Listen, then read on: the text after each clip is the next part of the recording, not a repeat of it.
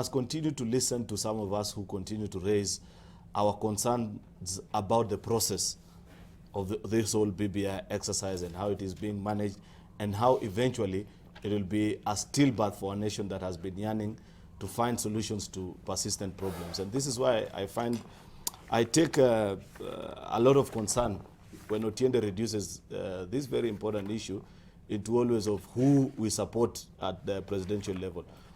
And for his comfort, I may want to tell Otiende that many of the views that I hold for BBI is because of, I speak of my generation that is hungry, disappointed, disillusioned, and continue to look at Kenya with a question of what really happened, especially in light of what your generation, Otiende, has done to this country. We were left with a country that was thriving when colonialists left. Excuse me. Industries that were doing okay, handed over to Otiende's generation. Then here we are as a country. The reason why we continue to struggle is because we reduce every national exercise into an us versus them contest. That's why Otiende finds it funny, the kind of things that were happening.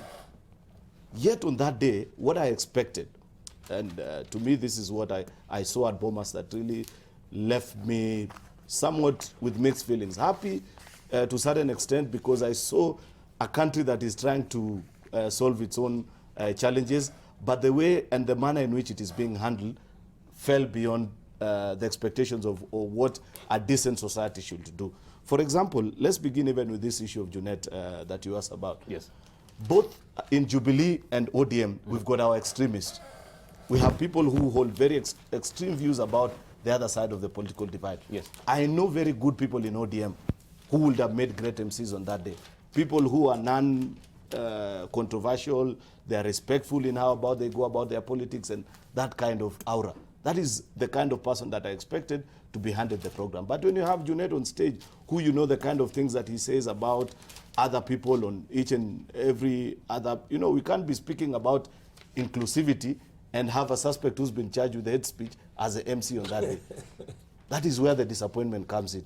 And that is where we begin to question. We cannot be speaking about inclusivity when some people whose views were perceived to be otherwise from the general thinking of that day are excluded from the process. For example, I said it here on Tuesday that I will really have to find a different reason to go to this occasion because up to as late as Tuesday, I was never invited.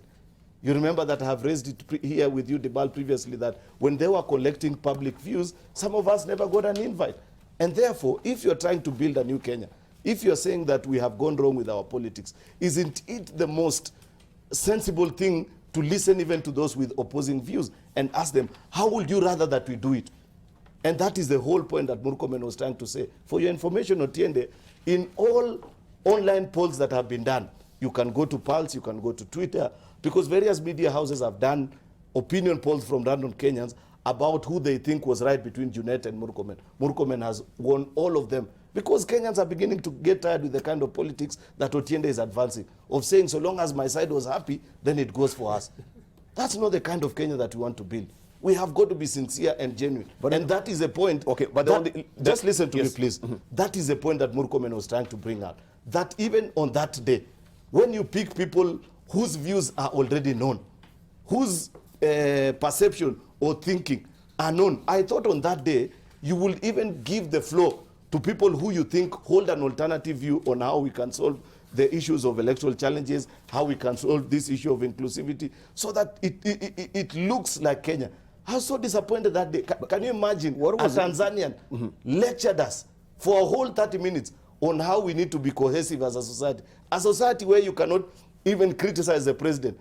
That is how low we've sunk, to the point that even the likes of Tanzania can lecture us. Those are the issues that made me disappointed on that day.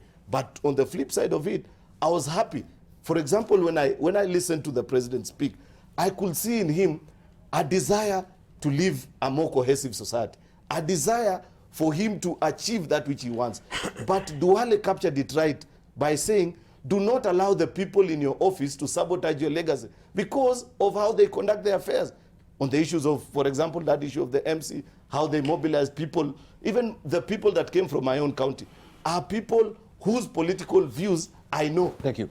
Thank you. Let's hear from Kimani Wamatangi. Your reactions, were you at the Bomas of Kenya? Well, I started at public accounts. I got there a bit late, so that's why you didn't see me next to Oti, and I sat in the back. And the rest of the team. But I got there eventually.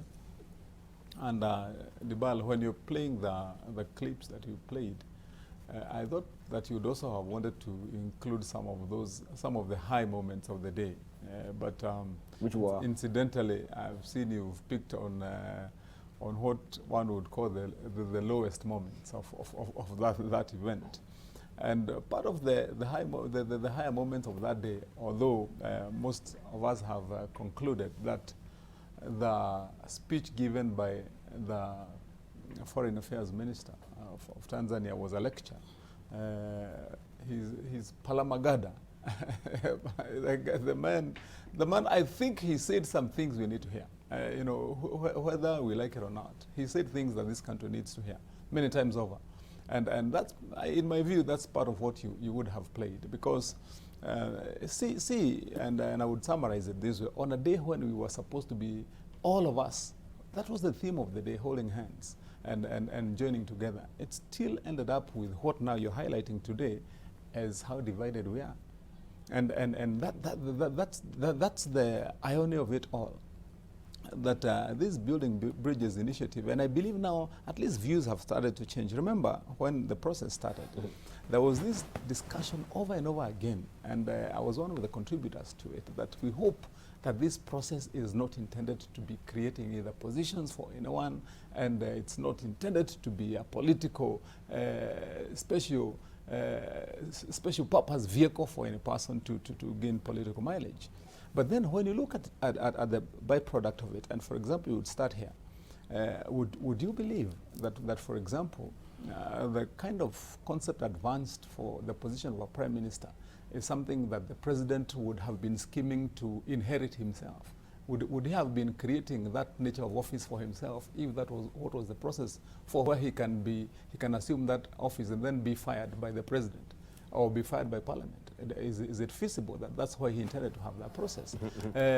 If indeed this process was intended to create a position for Raila Odinga then as a runner-up to the past elections, would he have been going around and doing all these things just to be called an official position leader? You know, would that have been the summary and the involvement of that man? And then once you critically and honestly look at some of those things, you start to see a different picture, that perhaps beneath the surface, there was some good intention. And part of what I would be saying, Dibal, is after the report has been tabled, one of the question that I've been asking is did we give this team too wide a mandate for them to be able to come up with anything concrete? And that was my worry even from the first day. Because if you look at all the issues that they were supposed to be dealing with, the 9-point agenda, you might want to ask yourself, did we expect that this team would be able to comprehensively and conclusively give a verdict on each of these issues and give us a document that we can say this is our take home?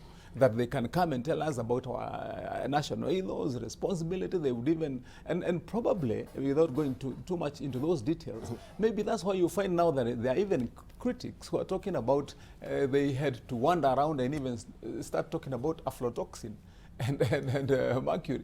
But in my view, and this is probably why you find that in their conclusion, there is even the proposal to have a committee of experts, is because it is probably a realization that they lacked the expertise to deal with all these issues.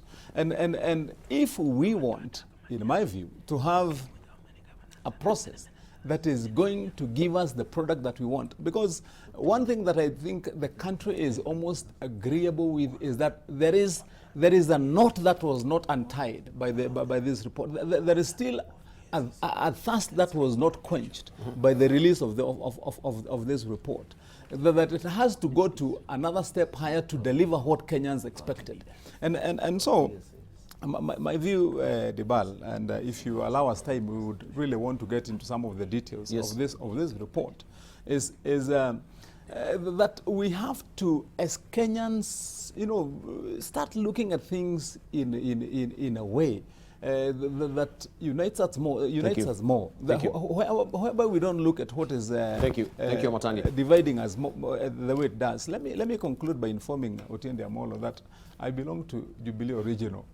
you know, That's the one I'm calling because he keeps on saying that I belong to this Jubilee or the other one. You know, I still hold true to all the things that Jubilee said when we were first elected in 2013 and 2017, that we are one, that we have things to do, that we have an agenda to deliver on. I have not wavered, I have not changed, I have not looked back, and I have not taken sides, neither will I. Yes, I want us to go the way we said. We had a deal. Right, let's hear from